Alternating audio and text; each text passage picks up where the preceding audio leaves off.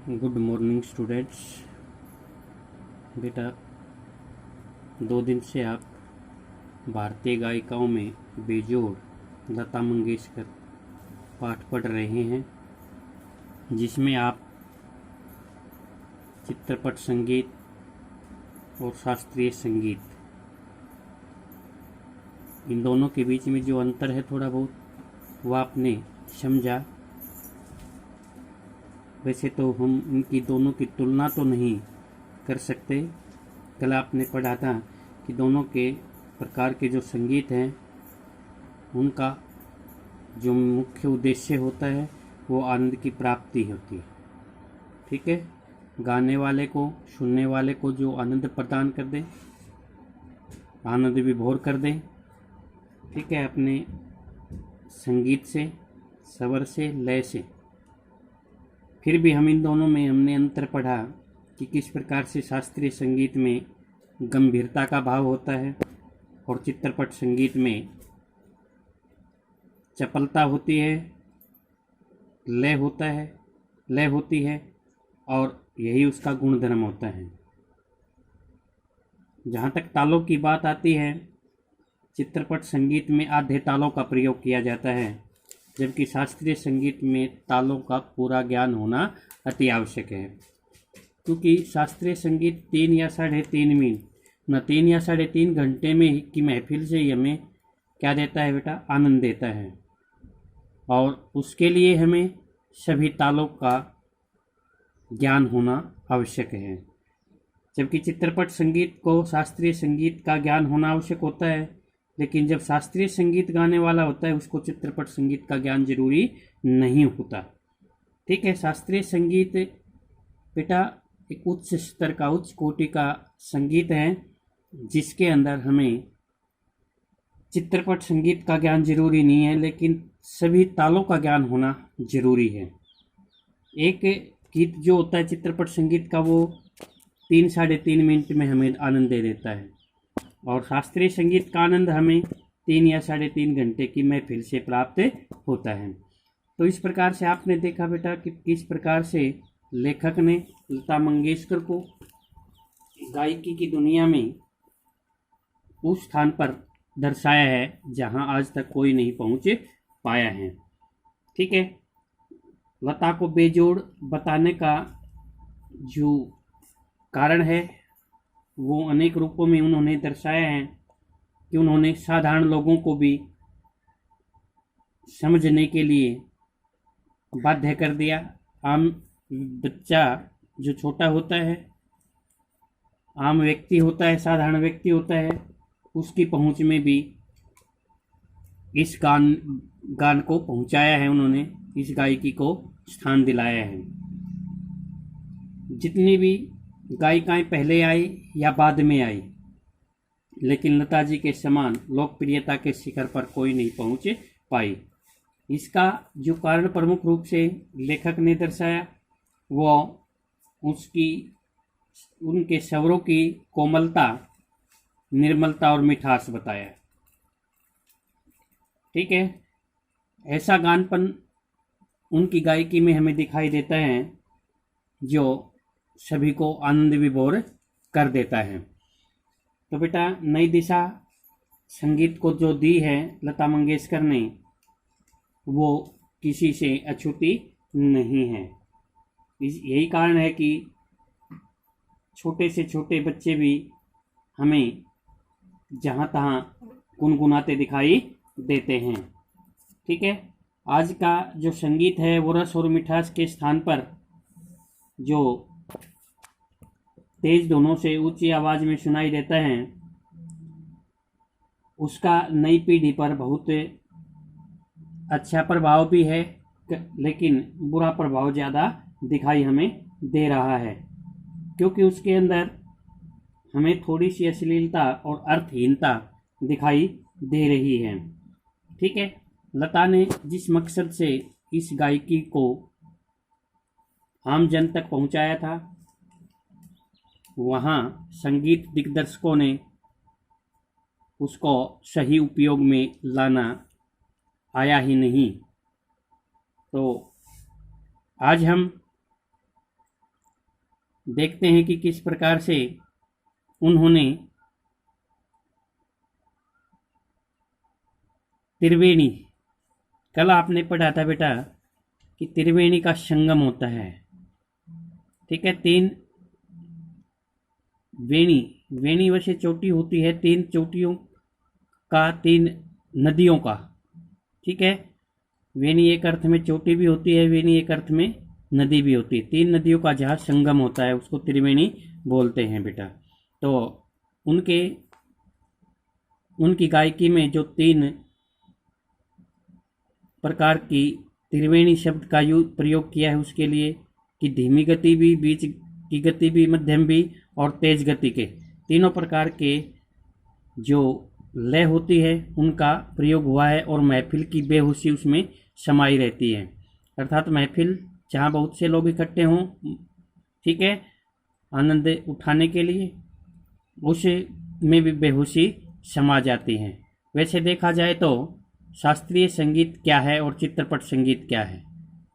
अंत में रसिक को आनंद देने की सामर्थ्य है। ठीक है, उसको गाने वाला, रस लेने वाला, उसमें मजा लेने वाले को जो आनंद देने की क्या रखता हो, शक्ति रखता हो, ताकत रखता हो, किस गाने में कितना है, इस पर उसका महत्व ठहराना उचित होता है। ठीक है, क्योंकि दोनों में, शास्त्रीय संगीत और चित्रपट संगीत में, जो सुनने वाला है या गाने वाला है, उन दोनों को में किसको आनंद अधिक देने की शक्ति बनती है, उस संगीत को ही क्या कहा गया है बेटा?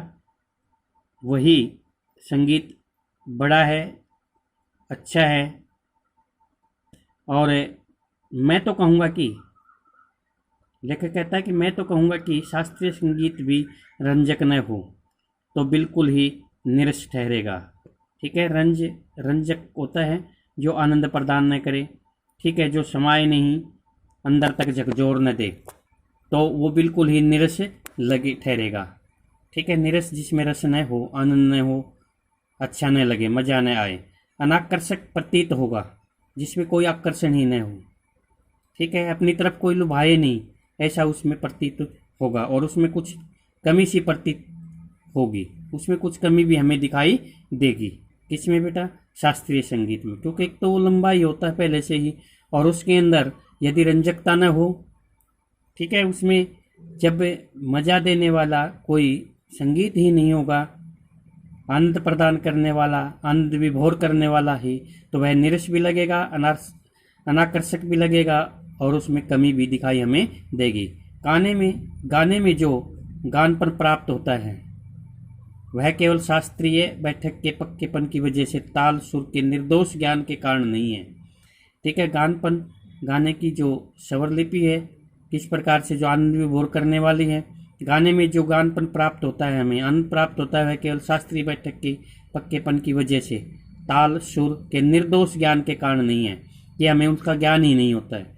लेकिन हो सकता है कि उसमें बहुत से अर्थ छिपे हों, लेकिन निर्दोष ज्ञान के कारण नहीं है, क्योंकि हमें उसकी कमी, उसकी निरसता हमें अपने आप दिखाई देने लग जाती है, चाहे हमें बिल्कुल भी उसका ज्ञान न हो। फिर भी गाने की सारी मिठास, सारी ताकत, उसकी रंजकता, गाने की सारी मिठास, सारी ताकत, उसकी रंजकता पर मुख्यतः अवलंबित रहती है, भाई उसके ऊपर टिकी हुई रहती है। ठीक है, उसके ऊपर स्थिर रहती है। और रंजकता का मर्म रसिक वर्ग के समक्ष कैसे प्रस्तुत किया जाए, किस रीति से उसकी बैठक बिठाई जाए और श्रोताओं से कैसे सुसंवाद साधा जाए, इसमें समाविष्ट है। देखना किस प्रकार से लेखक ने बताया कि उसके अंदर जो मिठास होती है, रंजकता होती है, वो रसिक वर्ग के समक्ष, रसिक वर्ग जो रस लेने वाला है, सुनने वाला है, मजा लेने वाला है, उसके सामने, समक्ष सामने कैसे प्रस्तुत किया जाए, चाहे शास्त्रीय संगीत हो चाहे चित्रपट संगीत हो, उन दोनों में को किस प्रकार से प्रस्तुतिकरण उनका किया जाए, किस रीति से, किस रिवाज से, किस ढंग से उसकी बैठक बिठाई जाए, किस ढंग से उसको प्रस्तुत किया जाए और श्रोताओं से कैसे सुसंवाद साधा जाए, अच्छा संवाद, अच्छी तरह से बातचीत की जाए, इसमें समाविष्ट है। इसमें समाविष्ट का मतलब होता है इसमें समाया हुआ है। ठीक है, उसके अंदर शामिल है। वो किसी मनुष्य का अस्थि पंजर और एक प्रतिभाशाली कलाकार द्वारा उसी मनुष्य का तैल चित्र, इन दोनों में जो अंतर होगा वही गायन के शास्त्रीय ज्ञान और उसकी स्वरों द्वारा की गई सुसंगत अभिव्यक्ति में होगा। बेटा देखना, किसी मनुष्य का अस्थि पिंजर, हड्डियों का ढांचा जो होता है, किसी मनुष्य का हड्डियों का ढांचा और एक प्रतिभाशाली कलाकार द्वारा, ठीक है, जिसमें प्रतिभा छिपी होती है, वो कलाकार, उसमें तैल चित्र अर्थात जिसमें तैलीय रंग जो होते हैं बेटा, तेल से बने हुए रंग जो होते हैं, उनसे उसको सजाया जाए। ठीक है, इन दोनों में जो अंतर होगा, कौन कौन से में, कि जो अस्थियों का ढांचा है उसमें और एक तैलीय रंगों का प्रयोग जिस चित्र में किया गया हो, इन दोनों में जो अंतर होगा वही गायन के शास्त्रीय गान और उसकी स्वरों द्वारा की गई सुसंगत अभिव्यक्ति में होगा। अच्छी तरह से चाहे साथ बैठने वाले लोग अच्छी तरह से उसको गा लें, फिर भी शास्त्रीय ज्ञान में उनमें स्वरों का जो अभिव्यक्ति होगी, प्रस्तुतिकरण होगा, वो अंतर हमें स्पष्ट दिखाई देगा बेटा। ठीक है, इसमें दोनों में, क्योंकि शास्त्रीय गान गाते समय हमें वो अंतर स्पष्ट दिखाई देगा जो एक तैलीय रंगों का प्रयोग करके जो बनाया गया हो चित्र हो, या फिर किसी अस्थि पंजर, हड्डियों का जो ढांचा होता है, उसमें उन दोनों कलाकृतियों में हमें जो अंतर दिखाई देगा। ठीक है बेटा, संगीत के क्षेत्र में लता का स्थान अव्वल दर्जे के खानदानी गायक के समान ही मानना पड़ेगा। संगीत के क्षेत्र में लता का जो स्थान है, अव्वल, प्रथम, सबसे ऊंचे दर्जा भाग होता है, हिस्सा जो होता है, ऊंचा दर्जा के खानदानी गायक, जो जिसमें उनके खानदान से ही मान लो कि गायकी में शामिल हों। ठीक है, खानदानी गायक का मतलब होता है जिनके पूर्वज इस पेशे से जुड़े होते हैं। तो उनका लता का स्थान जो है अच्छे ऊंचे दर्जे के जो खानदानी, जिनमें शुरू से ही जिनके पूर्वज गाते आ रहे हों, उनके समान ही उनका स्थान मानना पड़ेगा। क्या लता 3 घंटों की महफिल जमा सकती है? क्या लता, प्रश्न आता है उसके मन में लेखक के, क्या लता 3 घंटों की महफिल जमा सकती है? ऐसा संशय व्यक्त करने वालों से मुझे भी एक प्रश्न पूछना है कि क्योंकि कहीं ना कहीं उन्होंने पीछे बताया कि चित्रपट संगीत की ओर ज़्यादा लता मंगेशकर का ध्यान गया है, और जब लता मंगेशकर का ध्यान चित्रपट संगीत की ओर गया तो वो 3 या 3.5 मिनट की महफिल में ही उनको आनंद प्रदान करने वाली गायकी लगती है। लेकिन यहाँ संशय व्यक्त किया है, ठीक है, जहाँ शंका व्यक्त की है लेखक ने कि मुझे भी एक प्रश्न पूछना उनसे, किनसे, जिन्होंने लता की गायकी पे यहाँ थोड़ा सा प्रश्नवाचक चिन्ह लगाया है। क्या कोई पहली श्रेणी का गायक 3 मिनट की अवधि में चित्रपट का कोई गाना उसकी इतनी कुशलता और रसोक्तता से गा सकेगा? अर्थात कोई भी पहली श्रेणी का गायक, क्योंकि लता मंगेशकर पहली श्रेणी की गायिका रही है, तो वो 3 मिनट की अवधि जो चित्रपट संगीत में होती है बेटा, कोई गाना इतनी कुशलता से और रसोत्कटता से, रस प्रदान करने वाला, ठीक है, आनंद प्रदान करने वाला, जिसमें हमें आनंद विभोर करने की ताकत रखता हो, वो गान गा सकेगा? ठीक है, प्रश्न उन लोगों की से पूछना चाहता है लेखक जो कहते हैं कि भी क्या लता 3 घंटों की महफिल जमा सकती, 3 घंटा वो गा सकती है, ठीक है, लोगों को आनंद विभोर कर सकती है। तब लेखक कहता है कि नहीं, मैं भी उनसे ये पूछ सकता हूँ कि क्या पहली श्रेणी का गायक 3 मिनट की अवधि में चित्रपट का कोई गाना इतनी कुशलता से गा सकेगी? नहीं, यही उस प्रश्न का उत्तर उन्हें देना पड़ेगा। नहीं, यही उस प्रश्न का उत्तर उन्हें देना पड़ेगा।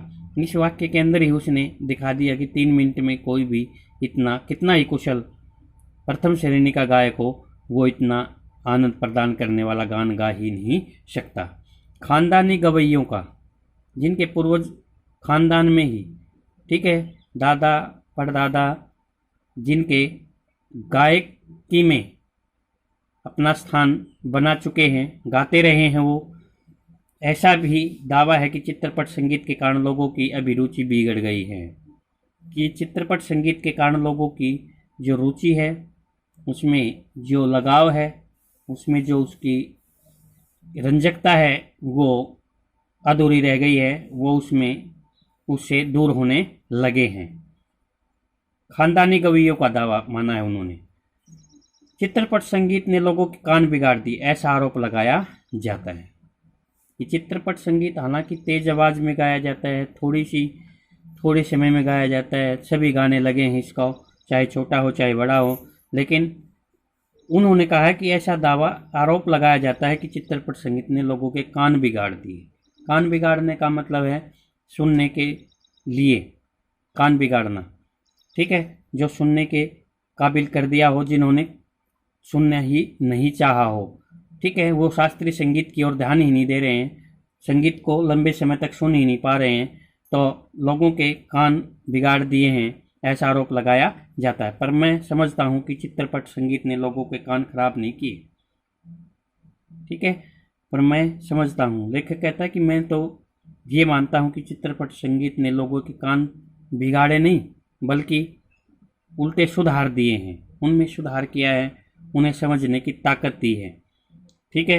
वे आसानी से सरल वाक्यों में, सरल आवाज़ में, सुरीली आवाज़ में उनको आसानी से गा लेते हैं।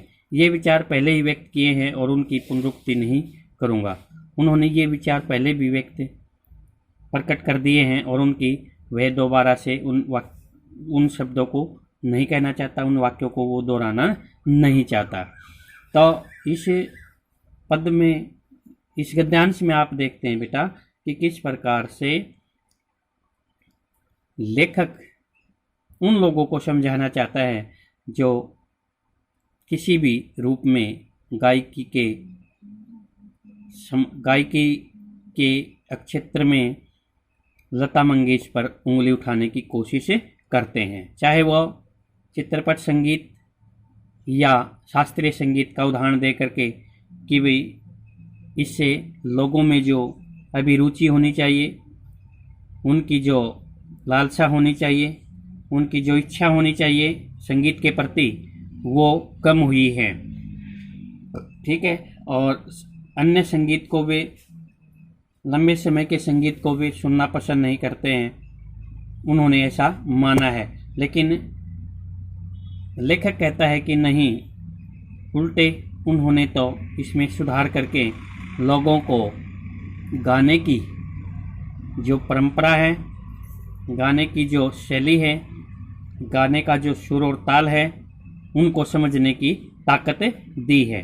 तो वे ये विचार पहले ही व्यक्त कर चुके हैं और उनकी वे दोबारा से पुनरुक्ति नहीं करना चाहते। सच बात तो यह है कि हमारे शास्त्रीय गायक बड़ी आत्मसंतुष्ट व्यक्ति के हैं।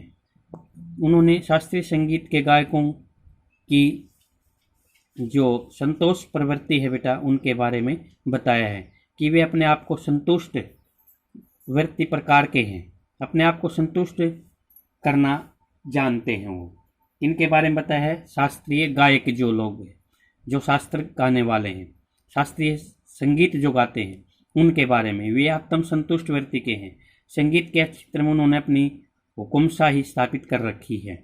संगीत के क्षेत्र में उन्होंने हुकुमशाही कि हमारा यहाँ अधिकार है, उन्होंने स्थापित कर रखा है।